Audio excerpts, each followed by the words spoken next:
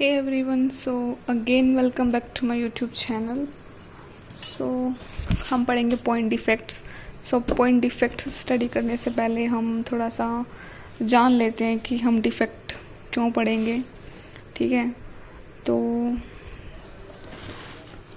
Defect कब होता है? जब हमारे पास सॉलिड होते हैं और सॉलिड में इम्परफेक्शंस होती हैं तो हमारा डिफेक्ट होता है.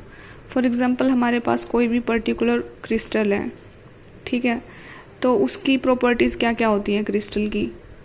Hardness, cleavage, optical properties, heat conduction या हीट कंडक्टिविटी और इलेक्ट्रिकल कंडक्टिविटी. इलेक्ट्रिकल कंडक्टिविटी क्या होती है? Electric charge. और हीट कंडक्टिविटी क्या होती है? के लैम्डा. ठीक है. If it is low, heat transfer from material at low rate. अगर हीट कंडक्टिविटी लो है तो क्या होगा? जो हीट ट्रांसफ़र होगी मटेरियल में वो लो रेट पे होगी. ठीक है. और ऑप्टिकल प्रॉपर्टीज़ क्या होती है? Double refraction, polarisation of light, rotation of the plane of polarisation. अब जैसे डिफेक्ट होता है, तो जो डिफेक्ट होता है वो मतलब कि सॉलिड में भी हो सकता है. डिफेक्ट हमारा किसी भी चीज़ में हो सकता है. बट अगर हम जो डिफेक्ट पढ़ते हैं, अगर हम क्रिस्टल डिफेक्ट की बात करें तो ऑब्वियस सी बात है, पहले कोई परफेक्ट क्रिस्टल होगा. कोई परफेक्ट क्रिस्टल है तभी तो उसमें क्रिस्टल डिफेक्ट होगा ना. सो उसकी प्रॉपर्टी क्या है कि क्रिस्टल डिफेक्ट के लिए परफेक्ट क्रिस्टल हो. देन जैसे यूनिट सेल होते हैं. यूनिट सेल क्या होते हैं? Identical group of atoms would only exist in their expected site. मतलब कि यूनिट सेल में क्या होगा कि वो मतलब जैसे कि फॉर एग्जांपल ये स्ट्रक्चर है हमारा, इसमें ये जो लाइन है इसमें ग्रुप ऑफ एटम है, मतलब अपनी एक्सपेक्टेड साइट पे. ठीक है. तो मतलब परफेक्ट क्रिस्टल में क्या है? जैसे कि ये लाइन में है तो मतलब एक सीरीज है और मतलब atoms vibrate about their relative site. Thermal energy excites electron into higher energy level. मतलब और अगर थर्मल एनर्जी मतलब कि थर्मल हीट प्रोवाइड करे तो इलेक्ट्रॉन क्या करते हैं? हायर एनर्जी लेवल में चले जाते हैं. तो डिफेक्ट्स की वैसे बहुत सारी डेफिनेशंस हैं. एक ये भी होता है कि ideal perfect crystal atomic vibrations and excited electrons can be regarded as defects.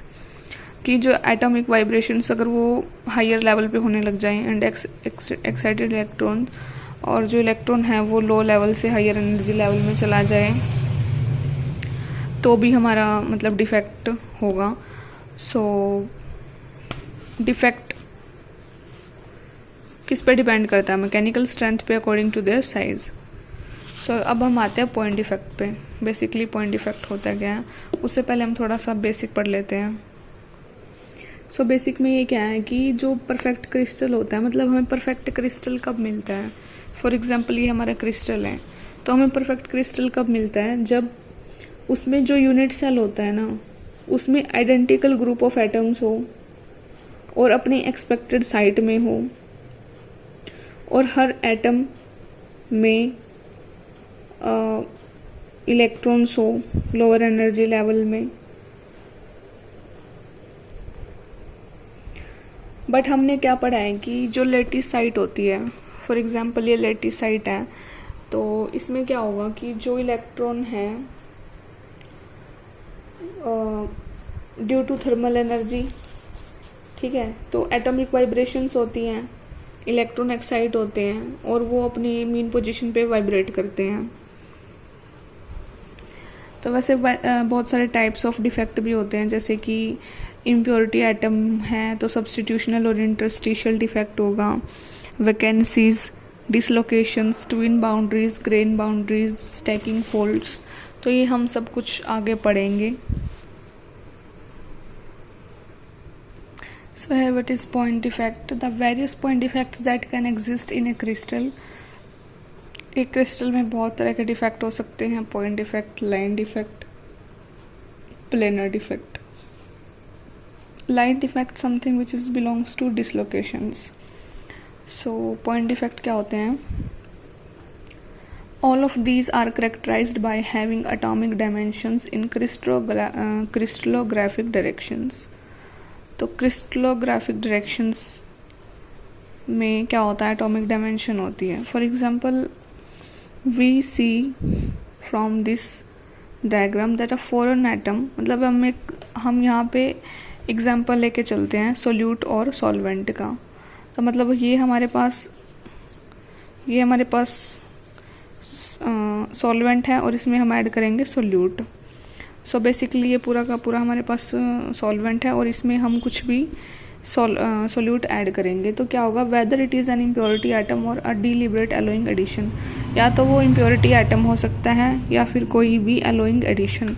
मतलब वो डिपेंड करता है. हम एग्जाम्पल लेके चलेंगे. Can occupy one of the two distinct positions in A crystal of the parent material. मतलब कि हमारे लिए यहाँ पे जो सॉल्वेंट है वो हमारे लिए पेरेंट मटेरियल है. तो क्या होता है basically, if the solute substitutes for an atom of the solvent it is said to be substitutional atom. मतलब कि सब्सटीट्यूशनल एटम कब होगा? अगर हम सोल्यूट सब्सटीट्यूट कर देते हैं. मतलब जो हमारा सॉल्वेंट है, सॉल्वेंट में कोई भी एटम है उसमें हम सोल्यूट को ऐड कर देते हैं. ठीक है, तो वो हो गया हमारा सब्सटीट्यूशनल एटम.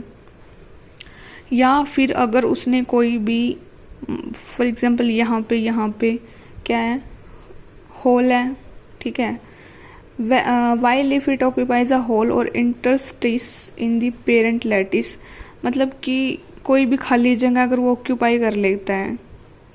ठीक है, फॉर एग्जांपल उसने यहाँ पे ऑक्यूपाई कर लिया है, यहाँ पे खाली जगह थी, उसने यहाँ पे ये ऑक्यूपाई कर लिया है. तो ये क्या हो गया हमारा? ये इंटरस्टिशियल एटम हो गया, क्योंकि उसने क्या करा? उसने खाली जगह ऑक्यूपाई कर ली अपनी.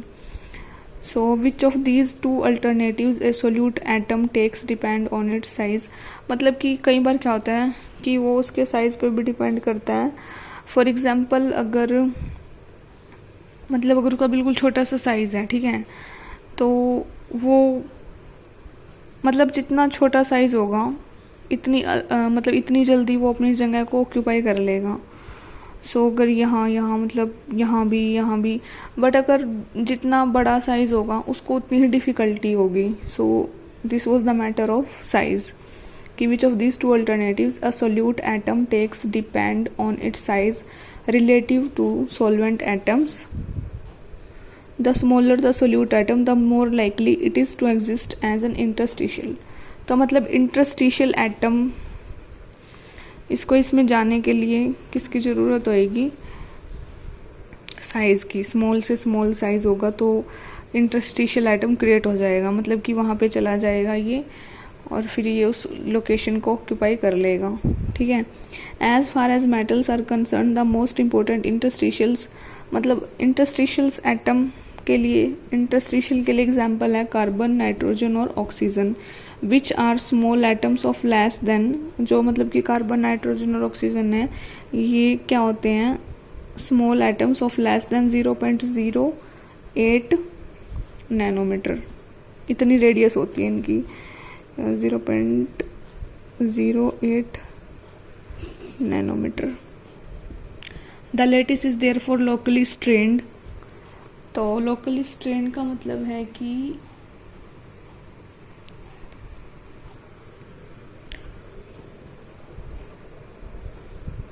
इसका मतलब है कि क्या होता है? मान लो ये हमारे पास पूरा एक वो है. ठीक है, एक क्रिस्टल है और इस पे अगर हम स्ट्रेस या टेंशन या कंप्रेशन अप्लाई करेंगे तो क्या होगा? इसका जो मतलब एटम है वो स्ट्रेन हो जाएगा. मतलब कि अगर हम एक्सेसिव वेट की वजह से उस पर इफेक्ट पड़ेगा. So this is the point.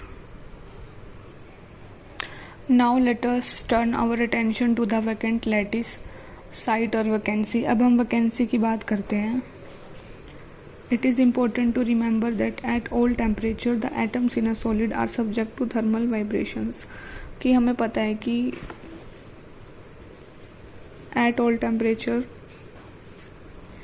So at all temperature क्या होता है, the atoms in a solid are subject to thermal vibration.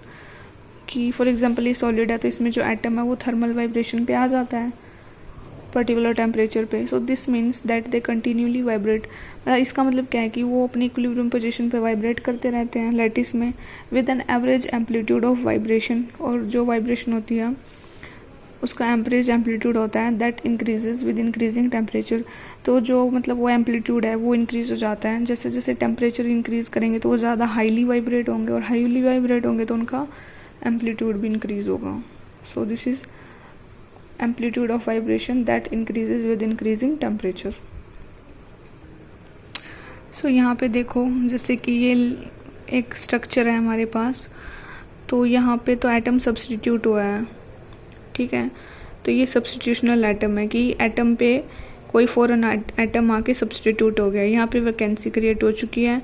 और यहाँ पे इन्हीं में से कोई एक एटम मतलब ये था, तो इन्हीं में से कोई मतलब ये वाला मान लो यहाँ पे एक एटम था, ये यहाँ पे आ चुका है, तो यहाँ तो वैकेंसी क्रिएट होगी, लेकिन यहाँ पे सेल्फ इंटरस्टिशियल मतलब यहाँ से अपने आप आ गया ये। और ये भी फॉरेन एटम है, कोई भी बाहर से आया हुआ है, तो ये सेल्फ इंटरस्टिशियल हो गया। सो मतलब होता क्या है कि ये तो मैंने गिवन टेम्परेचर की बात करी कि there is always a wide spectrum of vibration amplitudes, and so occasionally in a localized region the vibrations may be so intense that an atom is displaced from its lattice site। so कहने का मतलब क्या है कि कई बार क्या होता है कि टेम्परेचर इतना हाई हो जाता है कि जो फिर वाइब्रेशंस है वो इतनी इंटेंस हो जाती है, मतलब इतनी ज़्यादा वाइब्रेशन हो जाती है कि जो एटम है, मान लो ये वाला एटम था, ये अपनी जगह से डिस्प्लेस हो गया और ये यहाँ पे आ गया, ठीक है। सो यहाँ पे क्या बन गई, एक वैकेंसी बन गई। तो ये किस वजह से हुआ, ये टेम्परेचर की वजह से हुआ। मतलब अगर टेम्परेचर इंक्रीज हुआ तो एम्पलीट्यूड में भी चेंजेस आए, तो इस वजह से हुआ ये वाली चीज़। So the displaced atom can either move into an interstice. तो जो ये डिस्प्लेस्ड एटम था ये इंटरस्टिशियल साइट में भी जा सकता है, और in which case it is called self. मतलब टेम्परेचर इंक्रीज ना भी हो, मतलब एक गिवन टेम्परेचर, जो हमें गिवन टेम्परेचर होता है उस टेम्परेचर पे ये वाली एटम यहाँ पे आ गया, तो ये एक सेल्फ इंटरस्टिशियल क्रिएट हो गया है। और on to the surface lattice site, मतलब बट ये एक साइट है ना ऐसे, तो लेटिस साइट, तो ये लेटिस साइट में ही गया है ना, कहीं बाहर तो नहीं गया ना, यहाँ सो इसी के अंदर ही है ये। सो और on to a surface lattice site the vacancy self interstitial is known as Frenkel defect. जो ये सेल्फ इंटरस्टिशियल है इसको तो हम बोलते हैं फ्रैंकल डिफेक्ट, और जो सिंपल वैकेंसी है इसको हम बोलते हैं Schottky defect. So experimentally it has been found that at a given temperature there is an equilibrium concentration of Frankel and Schottky defects। so ये था हमारा पॉइंट डिफेक्ट, और ये मेरे सेल्फ नोट्स हैं जो मैंने खुद बना रखे हैं। सो फिर फ्रैंकल एंड शॉर्टकी डिफेक्ट वो दूसरे उसमें डिस्कस करेंगे वीडियो में। सो ये नोट्स हैं यहाँ तक।